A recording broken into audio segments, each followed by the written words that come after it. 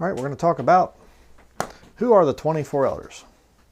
I've made statements in the past about, I'm not really sure, and there's a lot of debate and blah, blah. Debate's over, okay? The Bible's crystal clear when you actually just read it and things like this. And, the Lord showed this to me, and it's like, well, you know what? It's right there, right in front of your face. There are two possibilities here, okay? This is the one that is most commonly taught, and it's wrong, absolutely wrong. Possibility number one is you have it has to be a multiple of 12, okay? It has to be divisible, but 24, it has to be something in relation to 24, okay? 24 elders. So you have the 12 disciples and the 12, we'll call them patriarchs, I guess. I think I probably spelled that right. Okay. Okay, that's going to be the one that you're going to hear most often. The 12 disciples and 12 Jewish patriarchs. In other words, the heads, the men that were the heads of the 12 tribes. All right? Let's look here at the scriptures. I'm going to show you why this one doesn't work. This theory is nonsense. Revelation chapter 4, verse 4. And round about the throne were 24 seats, and upon the seats I saw 24 elders, sitting, clothed in white raiment, and they had on their heads crowns of gold. They're crowned because they've been through the judgment seat of Christ. Okay, then it talks about some other things here. Verse 10, Revelation 4, verse 10. The 24 elders fall down before him that sat on the throne, and worship him that liveth forever and ever, and cast their crowns before the throne, saying, Thou art worthy, O Lord, to receive glory and honor and power, for thou hast created all things, and for thy pleasure they are and were created. Now, is there any indication? Is there any indication here as to the identity of these 24 elders? No. All you can do is guess and say, okay, 12 disciples, 12 patriarchs, it works out. Okay? Because 12 plus 12 is 24, right? But it doesn't work. Here's why. Go over to chapter 5, Revelation chapter 5, verse 8. And when he had taken the book, the 4 beasts and 24 elders fell down before the Lamb, having every one of them harps and golden vials full of odors, which are the prayers of saints. And they sung a new song, saying, Thou art worthy to take the book and to open the seals thereof. Here's the key. For thou wast slain and hast redeemed us to God by thy blood out of every kindred and tongue and people and nation, and hast made us unto our God kings and priests, and we shall reign on the earth. Millennial reign promised to Christians. Okay? But that's not the big one. Hast redeemed us to God by thy blood out of every kindred and tongue and people and nation. What was the kindred, people, tongue, nation of these men? They were Jews. Right? The disciples were all Jewish. Obviously, the heads of the 12 families there, and things, the 12 tribes of Israel, they were also Jews. They could not fulfill verse 9. They were not from every kindred, tongue, people, nation. I always want to get the order correct in that. So who are the 24 elders? What did we just read? They are redeemed out of every kindred, tongue, people, and nation. How many different kindreds, tongues, peoples, and nation, how many does the Lord recognize? Here is the true interpretation of that. 2 from each of the 12 boundaries.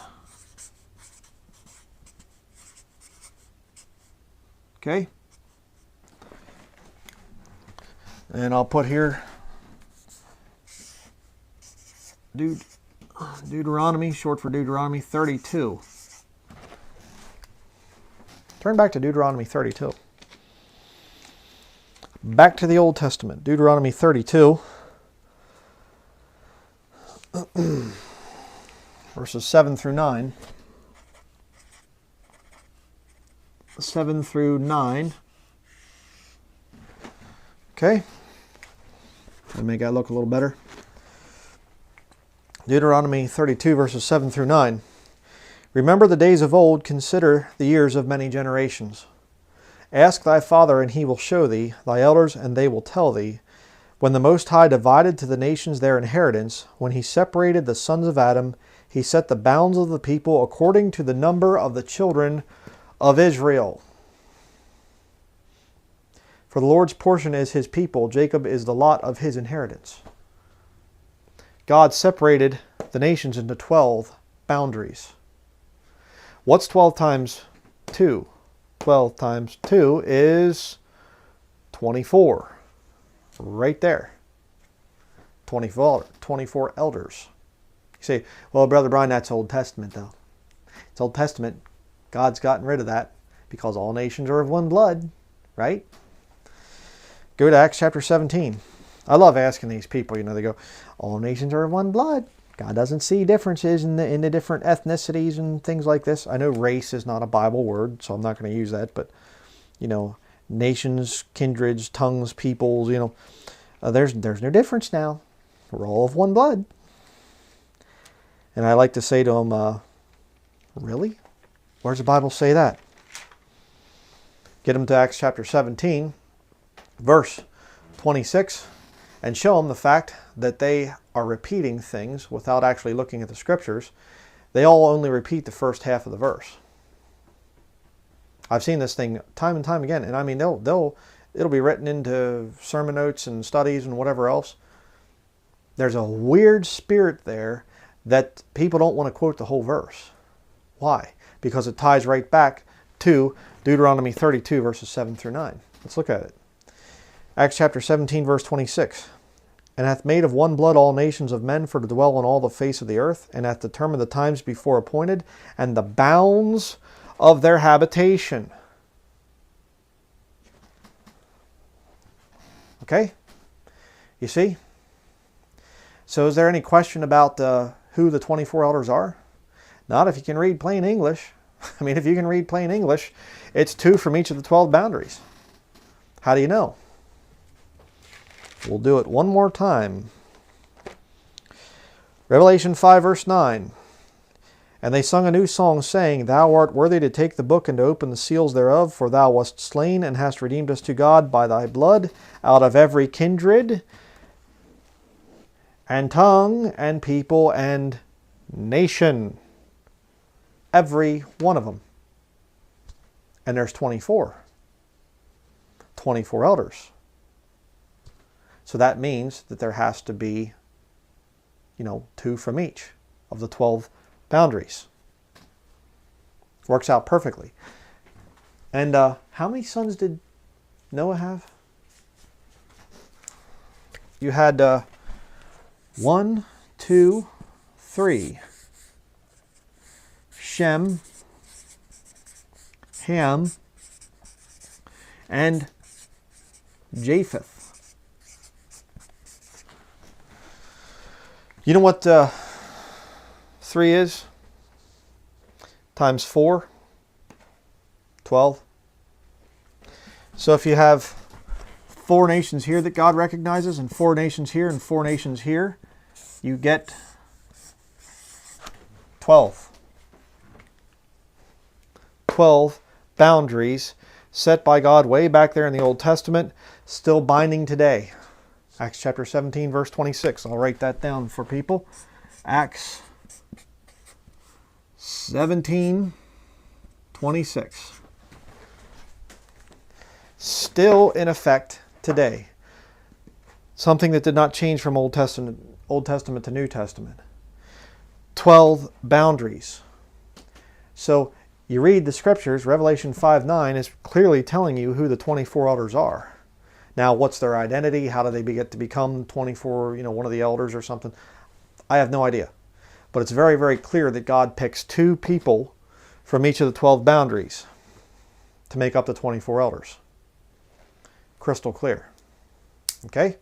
Again, you know, these points, well, I agree to disagree. Well, how can you? I don't understand. I don't understand it. It can't be up here. They're all Jews. Okay? It has to be this down here. Oh, but, you know, I've never seen this in any commentaries. You know, I get that thing too. Okay, does it line up with Scripture? Then I don't care about your commentaries. I don't care about your church councils or your church fathers or whatever else. If it lines up with the Scriptures, then you let your beliefs be defined by Scripture, by this book right here. You see? Unless you're not a Bible-believing Christian, well then let your beliefs be defined by whatever you feel like having them defined by. You know, I mean, flip a coin or you know, whatever. Do whatever you feel is right if you're not a Bible-believing Christian. Church councils or your pastor or college education or whatever you feel like doing. But if you're a Bible-believing Christian, this is the truth. This up here is not the truth. Simple. So that's going to be it. Thank you for watching.